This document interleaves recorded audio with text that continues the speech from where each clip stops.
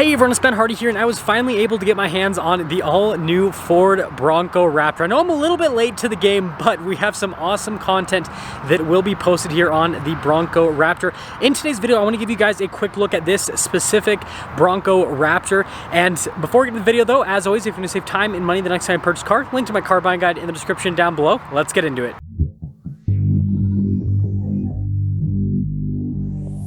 Now, before I give you guys my initial thoughts on the Bronco Raptor and just give you guys kind of like a quick tour on this, I want to quickly give you guys an outline of the content that is going to be coming out on this Bronco Raptor that's finished in eruption green. So first off, I filmed a normal Ben Hardy review on the Bronco Raptor with, a walk around and then driving impressions. I also have several point of view videos that will be posted on the second channel, as well as a 5 things that I love and a 5 things that I hate about the Bronco Raptor. And so if you guys aren't subscribed to the Ben Hardy Show, go subscribe to it if you want to see that content once it's posted.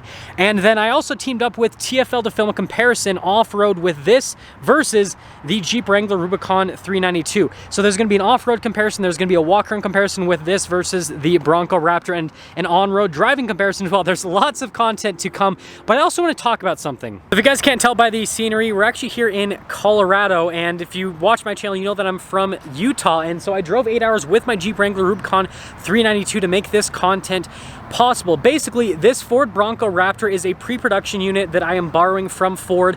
All of the media vehicles for like the Rocky Mountain region are stationed out of Colorado, and so the best way to get access to these vehicles is to travel to Colorado. We do get some vehicles sent over to Utah, but a lot of the really cool stuff ends up, well, not exactly leaving the Colorado region, if that makes sense.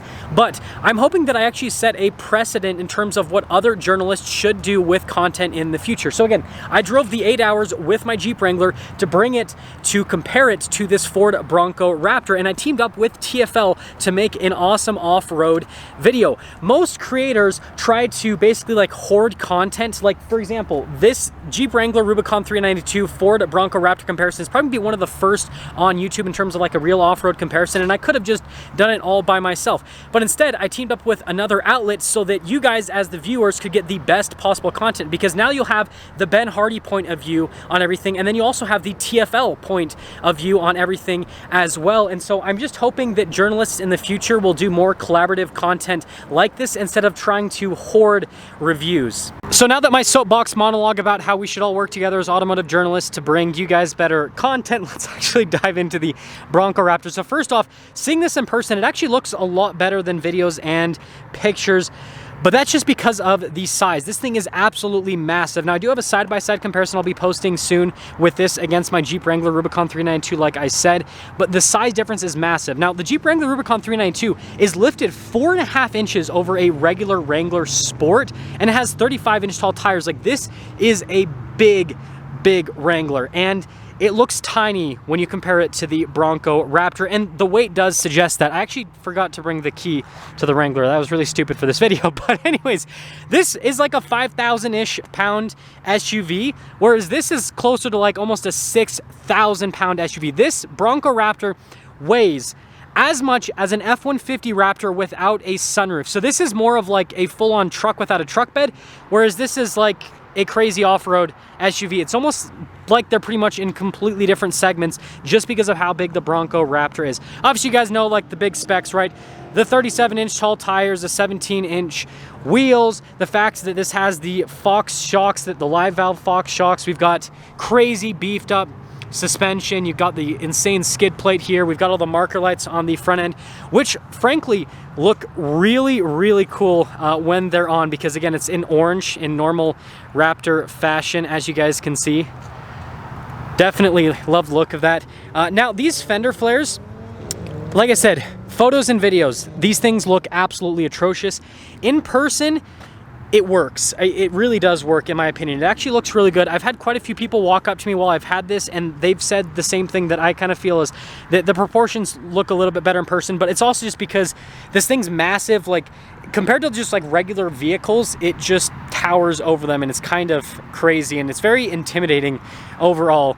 And yeah, having like the 37 on the back, I mean, it looks so cool. And then the marker lights down the back as well.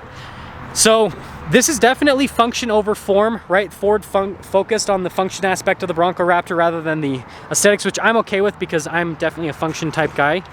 And then the interior, this one has the vinyl seats, which, again, this is a quick look. You guys will have a better in-depth look on my normal review, but I think they did a really good job with the interior on the Bronco Raptor. They basically took the regular Bronco interior and they elevated it quite a bit. You guys can see the paddle shifters there on the back. I love all the carbon fiber throughout, and I'm glad they didn't go for like a high gloss finish, because I think this fits better for like the off-roader type theme. And some complaint that I've heard from, well, the complaint that I've heard from most people is that you can't tell how wide this is when you're from like in the driver's seat. But you guys notice that you've got the marker lights here in the mirror.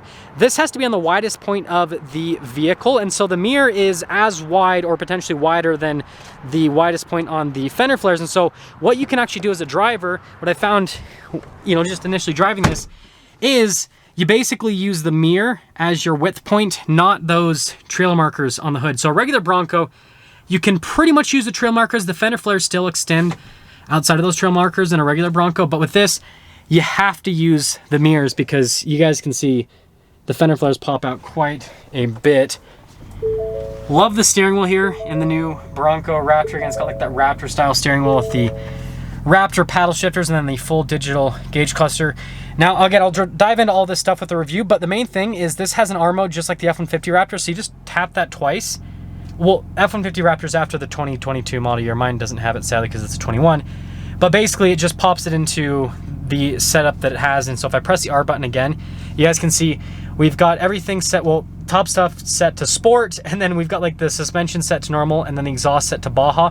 So far, I've liked it. I will say, though, if you're going to do like daily driver commutes, you probably want to set the whole engine side of things over to normal, because this will hold it at higher RPMs when you're just driving around, and it will downshift aggressively, which is going to make it so you get worse fuel economy, which is not what daily driving is about. So we're setting off on a little drive here with the Bronco Raptor. Again, this is kind of like your initial impressions with the Bronco Raptor.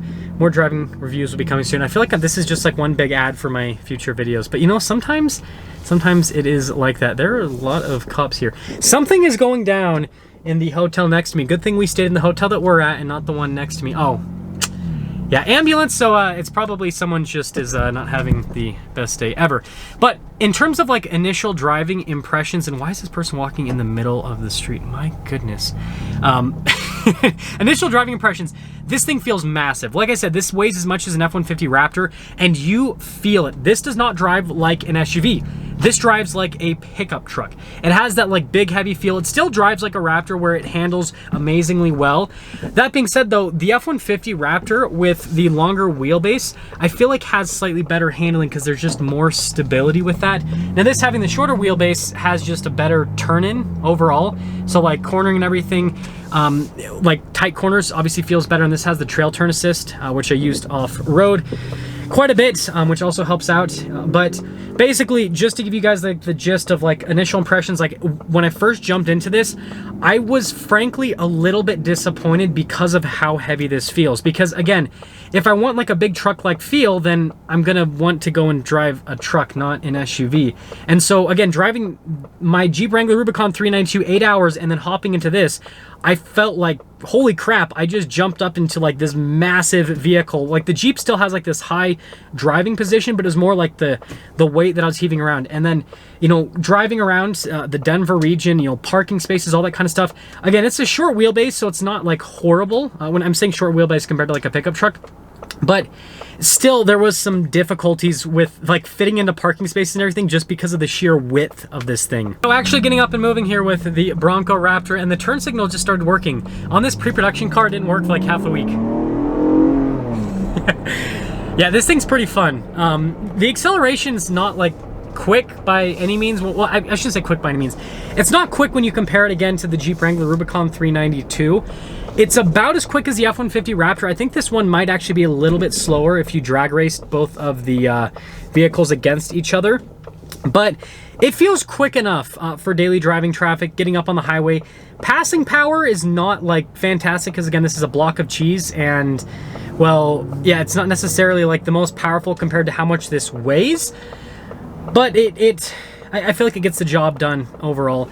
And so like, again, initial impressions here with the Bronco Raptor is has funny proportions, but because of how massive it is, it actually somewhat looks good. I would definitely not call this aesthetically beautiful. I think that the Bronco Sasquatch is aesthetically beautiful, and the best looking Bronco that I've personally seen is a Bronco Wild Track that was lifted on 37s. That looks a lot better than the Bronco Raptor in terms of just pure aesthetics if you just want like a good looking Bronco.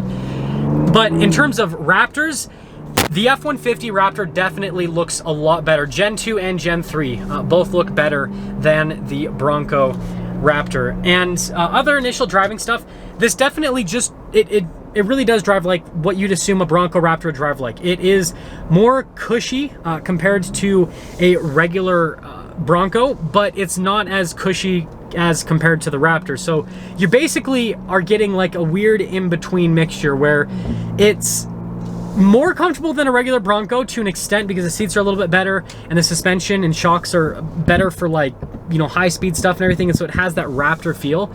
But then the F-150 Raptor is just a better Raptor, if that makes sense. It, again, initially like just popping into it. So yeah, I know this video is kind of a little bit all over the place, but this is just supposed to be like a, hey, here's the Bronco Raptor quickly before I have time to edit out the more exciting and in-depth content, so you guys at least have something to look at as soon as I get this out. But I will say, before I cap things off for this video, and that's a cool looking Rubicon. There's a lot of Rubicons on 37s here in Denver. This is not for everyone. I think that there's a select group of people that are obsessed with off-roading that this makes sense for, but I think for the vast majority of customers, a Bronco Sasquatch or an F-150 Raptor would be better, because the F-150 Raptor is a better Raptor and the Bronco Sasquatch is a better Bronco than this.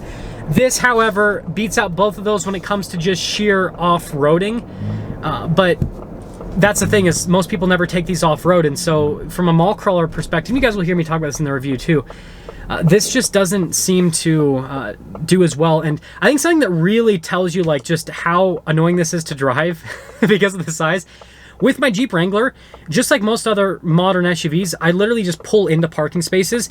But this, on the other hand, just like my F-150 Raptor, I back into parking spaces because it's easier to back in than pull in because of how big this is. Now let's get some things up with our initial video here with the all-new Ford Bronco Raptor. If you aren't subscribed already, I recommend subscribing so you guys can see the content run on this, and then also include a link to TFL Off-Road's channel in the description down below, where they will be posting their off-road video here with the Bronco Raptor as well. But I'm pretty sure if you're already subscribed to my channel, you're most likely subscribed to theirs as well. With that being said, I'll see you guys.